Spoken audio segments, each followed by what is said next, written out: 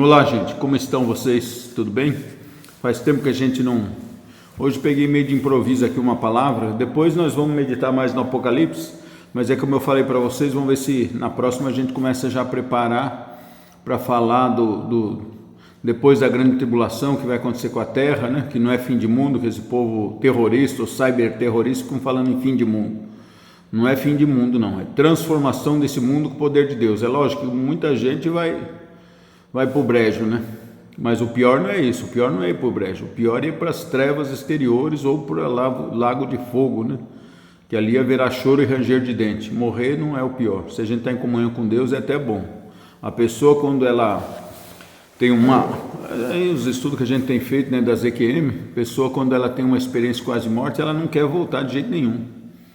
O anjo ou o próprio Senhor Jesus ou outro lá que recebe a pessoa fala, não, você tem que voltar.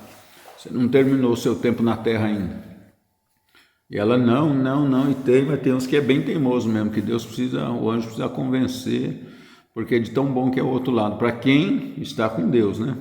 Porque para quem vem por inferno, fica implorando para dar mais 5 segundos, 5 minutos, 3 minutos na terra, 10 minutos, mais um dia só, para se arrepender e fazer tudo diferente. E nós estamos aqui, então temos essa graça de fazer a diferença agora, amém?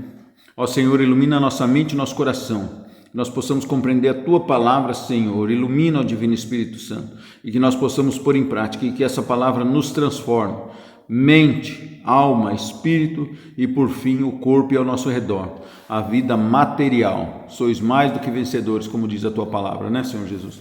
Então vamos lá ver hoje, esse aqui é um extra, esse videozinho. Falsos doutores e seus embustes. O apóstolo Pedro, São Pedro. Jesus falou, tu és Pedro, e sobre esta pedra, o nome dele era Simão, mas Jesus chamou ele de Pedro, de pedra. Ele falou, sobre esta pedra edificarei a minha igreja, né? Então Pedro era o primeiro líder da igreja cristã, católica, apesar dos evangélicos falar que não, mas é. Depois o Constantino, será que foi Constantino? É o imperador se converteu e aí promulgou que a igreja católica seria a igreja oficial de Roma, acabou com o politeísmo romano, né? Eles tinham um panteão de vários deuses, né? E como imperador ele tinha poder para fazer isso, e falou que só tinha um Deus, que era só o cristão e a igreja católica, né? Católica quer dizer universal, do mundo todo, católica e apostólica, que vem dos apóstolos, né? Então lá, segunda carta de São Pedro, né? 2, do 1 em diante. Assim como houve entre o povo falsos profetas, assim também haverá entre vós falsos doutores, que introduzirão disfarçadamente seitas perniciosas. Você viu? Já não está assim, as igrejas em geral? Todas estão assim, a fumaça de Satanás, até na igreja católica. Nós tivemos uma profecia no começo do século passado, que falou que a fumaça de Satanás ia penetrar até o cume da igreja católica lá, no Vaticano. Mas a fumaça dele, não quer dizer que a igreja toda é do diabo, como os evangélicos, os protestantes, ou os que lutam contra a igreja católica dizem, né?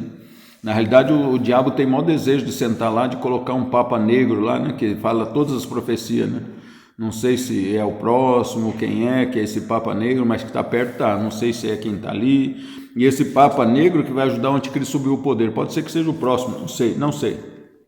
Mas sabemos que está perto. Jesus falou que nós não saberíamos o dia e a hora, mas saberíamos que está perto. Então a gente vê essa profecia, porque o apóstolo São Pedro ele teve várias profecias, depois eu posso destrinchar aqui para vocês.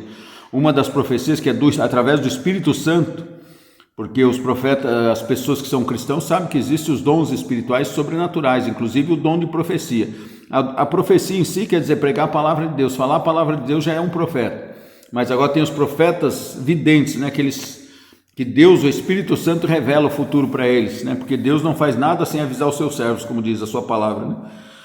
E o apóstolo São Pedro teve várias profecias, entre elas o apóstolo São Pedro viu um meteorito caindo no mar. Ele falou, viu uma grande montanha cair sobre o mar, cair no mar, né?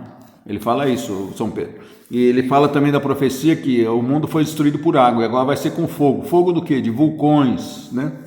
Maremotos, tsunamis, terremotos, vulcões, mas não é destruído o mundo, ele vai ser purificado. O mundo não vai acabar, as pessoas não vão acabar. Você lê o Apocalipse, você vai ver que sempre tem gente. Vem praga, vem peste, e sempre fala, e aqueles e não sei o que, e cita pessoas ainda no mundo. Então não é um aniquilamento mundial. É lógico que a população mundial vai reduzir muito, não sei se para um terço ou um quarto só da quantidade de gente que tem no mundo, talvez um quarto só.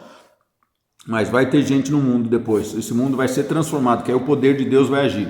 Vai impedir de destruir com bomba atômica, vai impedir de destruir com meteoro, Deus vai intervir, tá bom? Estou fazendo isso para vocês terem esperança, não ficar indo atrás dos terroristas, pelo contrário, a gente procurar mais a Deus. Está com medo? Reze. Está alegre? Cante. Está triste? Reze. Chora, geme, né? Suplica. Mas não vamos se ficar no terror, no medo desses cyberterroristas, né?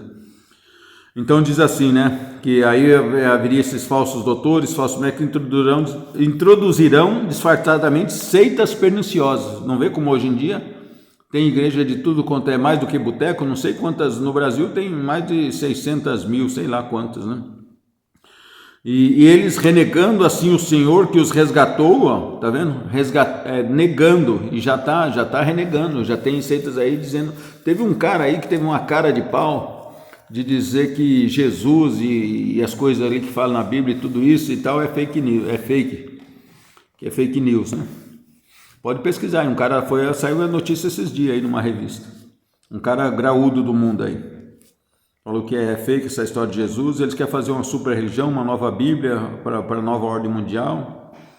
Então ele diz assim, negando Jesus, assim o Senhor que os resgatou, atrairão sobre si o quê? Uma ruína repentina. Esses que querem fazer uma Bíblia diferente, inventar, se meter, faz uma Bíblia para si, não se mete na Bíblia que está aí, né?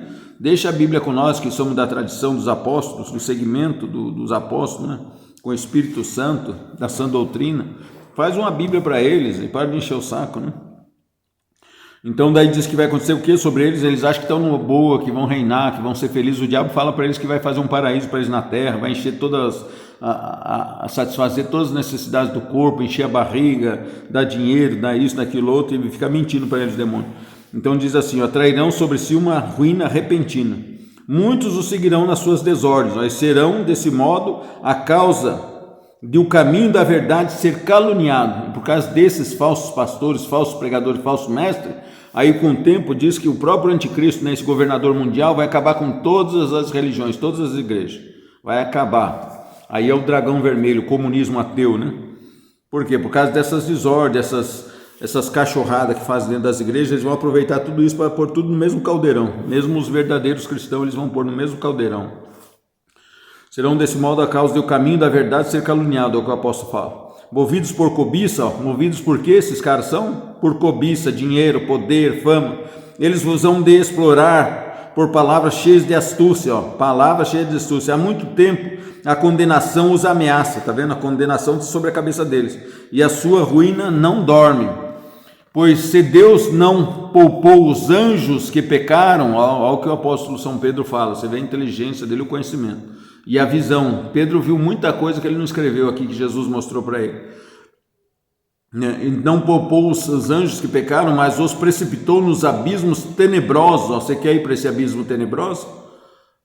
Fala que Jesus é relativo, que todas as religiões levam para Deus, que todos os caminhos levam para Deus, que você vai para esse lugar tenebroso aqui, do inferno, onde os reserva para o quê? O julgamento. Tem uma curiosidade aqui, eu acho que eu vou interromper aqui agora, depois nós continuamos, daí nós vamos falar sobre isso. Você vê que vai haver esse julgamento final dos demônios também, já foram condenados, mas aí vai ter o juízo depois da humanidade, quando terminar esses 1000 anos, vai ter o julgamento de todos, né? Que aí as pessoas que já foram para o céu vão receber o galardão, os que foram para o inferno, além de estar lá penando, ainda vão receber o galardão maligno, assim como os demônios.